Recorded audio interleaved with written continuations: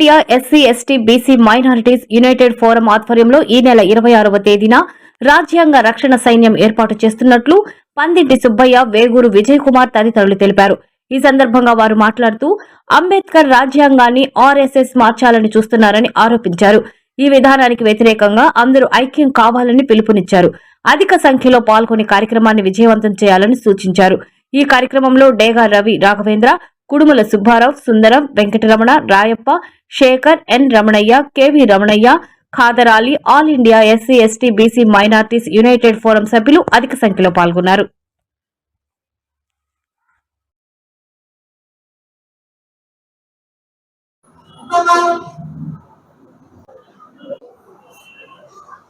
Doctor BR Ambedkar భవన్లో రాజ్యాంగ రక్షణ సైన్యం ఆధ్వర్యంలో ఈరోజు ఇక్కడ ప్రెస్ మీట్ పెట్టడం, రాజ్యాంగాన్ని రక్షించుకునే విధంగా ఈరోజు ఇక్కడ ప్రెస్ మీట్ పెట్టడం చాలా సంతోషకరమైన విషయం.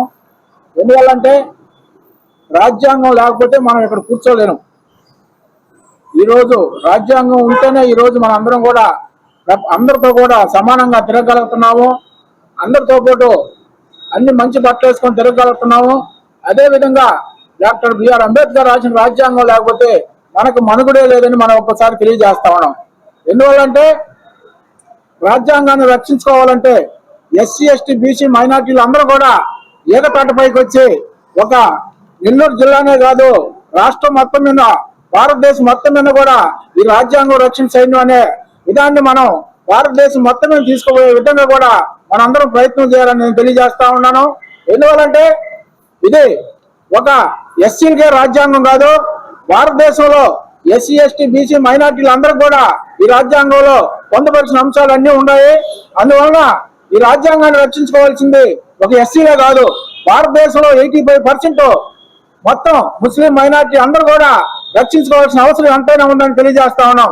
అదేవిధంగా రేపు జనవరి 26వ తేదీ అంబేద్కర్ భవన్లో జరిగే రాజ్యాంగం రక్షణ సైన్యం ఆధ్వర్యంలో జరగబోయే సభను మనందరం ఎస్సీ ఎస్టీ బీసీ మైనార్టీలు అందరూ కూడా ఏకతాటిపైకి వచ్చి ఆ సభను విజయవంతం చేస్తే ఒక నెల్లూరు జిల్లా నుంచే స్టార్ట్ అయ్యే విధంగా ఈరోజు భారతదేశం మొత్తం మీద కూడా ఈ రాజ్యాంగం రక్షించుకోవాలనే సైన్యం మీద భారతదేశం మొత్తం కూడా ఆధారపడి ఈరోజు బీజేపీ పార్టీ అధికారంలోకి వచ్చిన తర్వాత ఒక దళితుల మీద, ఒక ముస్లిం మైనార్టీల మీద ఎక్కువ దాడులు జరుగుతూ ఉన్నాయి.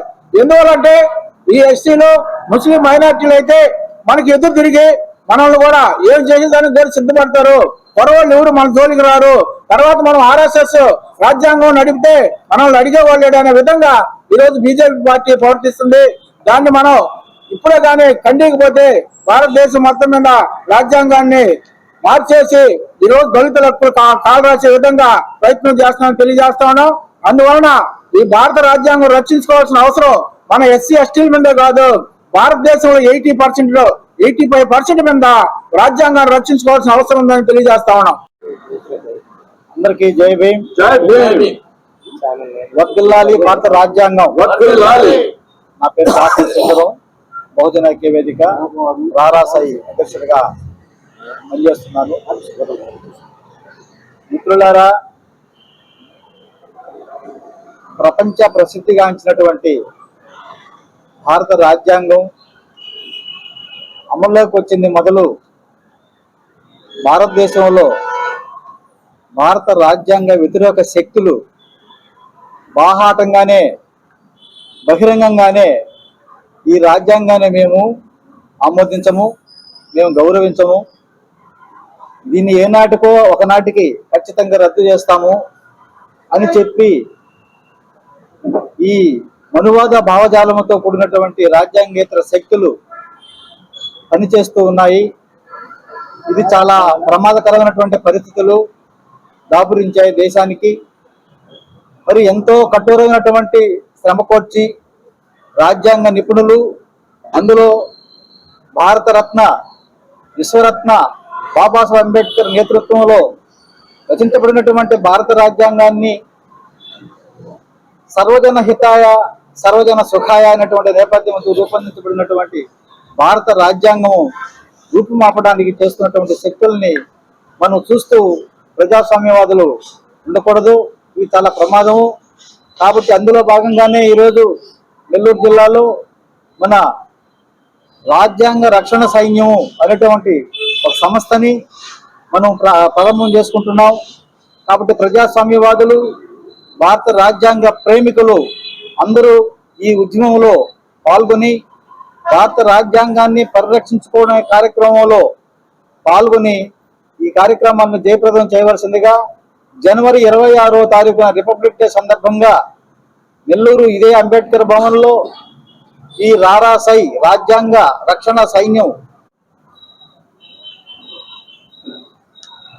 ఈరోజు భారతదేశంలో ఎస్సీ, ఎస్టీ, బీసీ, మైనారిటీ ప్రజలు భారత రాజ్యాంగం వల్ల ఈ మాత్రం మంచి భోజనం, మంచి బట్ట, మంచి ఇల్లు, మంచి చదువు, మంచి బ్రతుకుతున్నారు.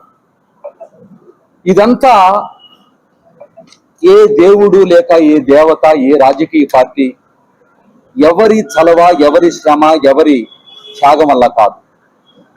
ఇది కేవలం మన తండ్రి బాబాసాహెబ్ అంబేద్కర్ దయ వల్ల, ఆయన రాసినటువంటి భారత రాజ్యాంగం వల్ల ఈరోజు మనం ఈ మాత్రం బ్రతుకుతున్నాం. ఒక్కసారి మన తాత ముత్తాతలు ఏ విధంగా బ్రతికారో తెలుసుకుంటే ఏడుపు వస్తుంది. ఈరోజు మనం సంతోషంగా ఉన్నామంటే కారణం భారత రాజ్యాంగం. అయితే ఈ భారత రాజ్యాంగం మార్చేయాలని ఆర్ఎస్ఎస్, బీజేపీ, మనువాదులు చాలా తీక్షణంగా పనిచేస్తున్నారు, ప్రయత్నం చేస్తున్నారు. ఈ మధ్యనే చెన్నై, తమిళనాడులో ఒక సమావేశం పెట్టుకుని పెద్ద వాళ్ళంతా, మనవాదులంతా రాజ్యాంగాన్ని మార్చేయాలి, ఏమైనా పర్వాలేదు రాజ్యాంగాన్ని మార్చేయాలి, వాళ్ళ నినాదం అది. సాక్షాత్తు బీజేపీ ప్రభుత్వం అటువంటి 90% ఎమ్మెల్యేలు, ఎంపీలు, మంత్రులు భారత రాజ్యాంగాన్ని మార్చేస్తామని ఏకధాటిగా చెప్తున్నారు. సాక్షాత్తు ఆర్ఎస్ఎస్ చీఫ్ మోహన్ భగవత్ ఏమంటాడంటే, మాది హిందూ దేశం, ఈ హిందూ దేశంలో మాకు రాజ్యాంగం అవసరం లేదు అని అతను స్టేట్మెంట్ ఇచ్చాడు. అంటే దాని అర్థం ఏంటి? వాళ్ళకంటూ ఒక రాజ్యాంగం ఉంది, అది మను ధర్మం, సనాతనం. సో ఈ సనాతనాన్ని, మనువాదాన్ని ఇంప్లిమెంట్ చేసి ఈ భారత రాజ్యాంగాన్ని మార్చేసి మళ్ళీ ఎస్సీ, ఎస్టీ, తో ధూమ్ ధామ్ ఉంటుంది. అదో ప్రతి ఒక్కరికి ఫోటో ఇవ్వడం జరుగుతుంది.